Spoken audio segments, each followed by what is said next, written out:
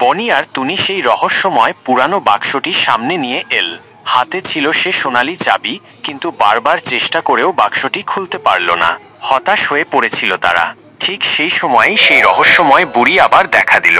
বুড়ি ধীরে ধীরে এগিয়ে এসে বলল, এই চাবি যথেষ্ট নয়।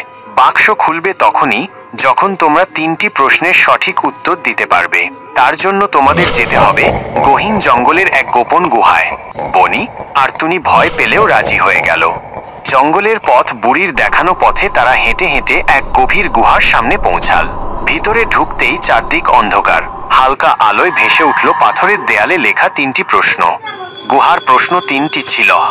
1, ক সত্যিকারের বন্ধুকে, যে বিপদের সময় পাশে থাকে। 2, সবচেয়ে বড় শক্তি কি, জ্ঞান ও মমতা।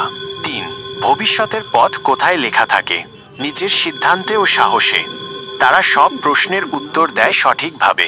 সাথে সাথে গুহার ভিতরে জ্বলে ওঠে এক আলো, আর খুলে যায় গোপন দরজা। ভেতরে ছিল অসংখ্য পুরানো বইয়ের লাইব্রেরি। তারা দেখতে পেল একদম মাঝখানে একটি উজ্জ্বল হলুদ রঙের বই। বইয়ের প্রথম পাতায় লেখা ছিল, তোমরা সঠিক পথেই আছো, সামনে এগিয়ে যাও, সত্য, সাহস আর জ্ঞানের আলো তোমাদের পথ দেখাবে। তাদের সামনে আবার খুলে যায় এক নতুন রহস্যের দরজা।